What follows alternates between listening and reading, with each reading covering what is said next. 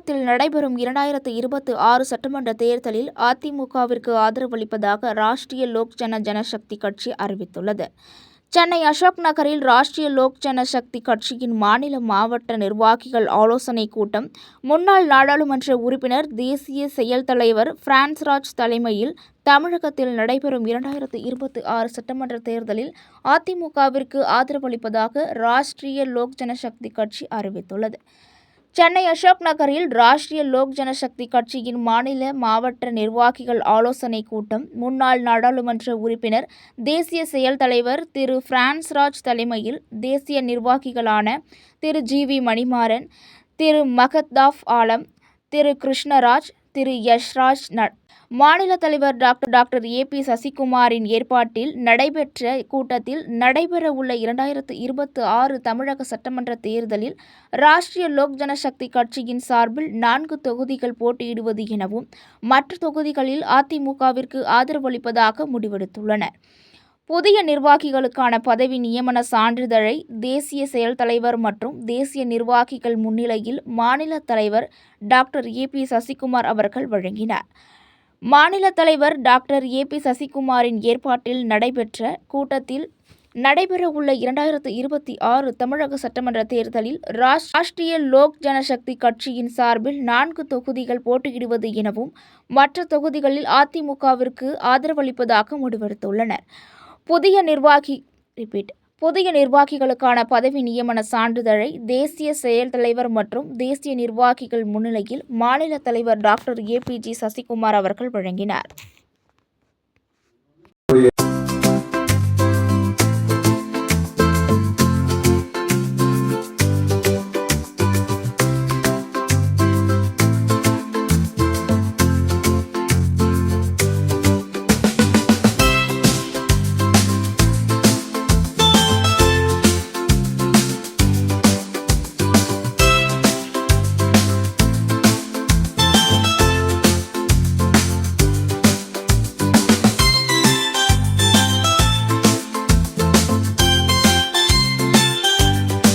ராஷ்டிரிய லோக் ஜனசக்தி கட்சியினுடைய தேசிய தலைவர் ஒர்க்கிங் பிரசிடென்ட் பிரின்ஸ்ராஜ் இவர் முன்னாள் எம்பி ஆவார்.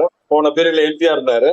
இங்க ராஷ்டிரிய லோக் ஜனசக்தி கட்சியானது ராம்விலாஸ் பாஸ்வான் அவர்களால் துவக்கப்பட்டது. உங்கள் அனைவருக்கும் தெரியும் ராம்விலாஸ் பாஸ்வான்ஜிக்கும் தமிழ்நாடுக்கும் என்ன ஒரு கனெக்ஷன் இருந்ததுன்னு உங்களுக்கு தெரியும். இப்போ எலெக்ஷன் சமயத்துல இங்க வந்திருக்கிறதுக்கு காரணம் இந்த எலெக்ஷன்ல ராஷ்டிரிய லோக் ஜனசக்தி தமிழகத்துல போட்டியிட முடிவு பண்ணிருக்காங்க. தம்பி திரு சசிகுமார் அவர்களை இந்த மாநில தலைவராக நியமிக்கப்பட்டிருக்கிறார்கள். அவருடைய தலைமையின் கீழ கட்சி இந்த வருகின்ற எலெக்ஷனில் போட்டியிடும் தெரியுது. சார், இப்போ தமிழ்நாட்டுல நீங்க போட்டியிடுறீங்க, எத்தனை தொகுதியில போட்டிட்டு போறீங்க? வேட்புமனு தாக்கல் ஒரு நாள் தான் இருக்குது. வேட்பாளர் அறிவிச்சிருக்கீங்களா? அறிவிப்புலாம் எப்போ வரும்? எத்தனை பேர் போட்டிருக்கீங்க? ஒரே நல்ல வேட்புமனு தாக்கல் இன்னைக்கு ஒரு நாள் டைம் கொடுங்க. நாளைக்கு ஒரு நாள் இருக்குது.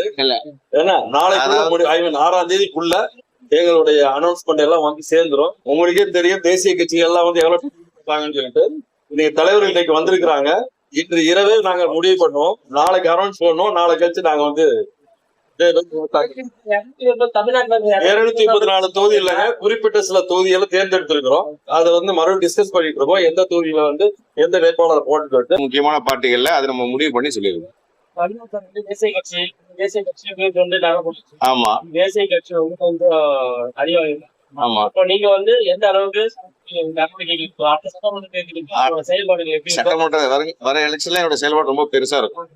பெரிய அளவுல பேசப்படும். ஏன்னா தேசிய தலைமை அந்த மாதிரி ஒரு இளம் சிங்கத்தை எங்களுக்கு கொடுத்துருக்காங்க. பிரின்ஸ்ராஜ் அவர் சும்மா இல்ல பம்பரம் சுத்திட்டு இந்தியா ஃபுல்லா சுத்திக்கிட்டே இருக்கிறாரு. அவருடைய நேற்று முன்னாள் தான் கல்கட்டால இருந்தாரு. அவர் சுத்தறதுல அவருடைய தலைமையில நாங்க இயங்கிறதுனால என்னுடைய செயல்பாடு இன்னும் அதிகமா இருக்குன்னு சொல்ல வரேன். அவர் இந்தியா ஃபுல்லா சுத்தும் போது நான் தமிழ்நாடு ஃபுல்லா அதிகமா சுத்த வேண்டியதா இருக்கும். சுத்தி நான் என்னுடைய செயல்பாடு அதிவேகமா இருக்கும். எங்களை வழி நடத்துறதுக்கு அண்ணன் மணிமாறன் இருக்கிறாங்க. நாங்க வேற அளவுல கொண்டு போயிருவோம் பார்ட்டியை.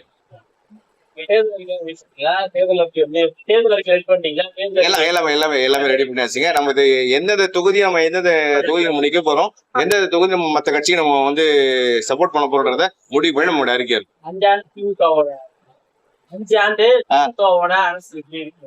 கண்டிப்பா மோசம் தாங்க. கண்டிப்பா அதுல எந்த மாற்றம் கருத்து கிடையாது. பேர் டாக்டர் ஏபி சசிகுமார், தமிழ்நாடு மாநில தலைவர், ராஷ்டிரிய லோக் ஜனசக்தி பார்ட்டி. செயல் தலைவர், தேசிய தலைவர், செயல் தலைவர்.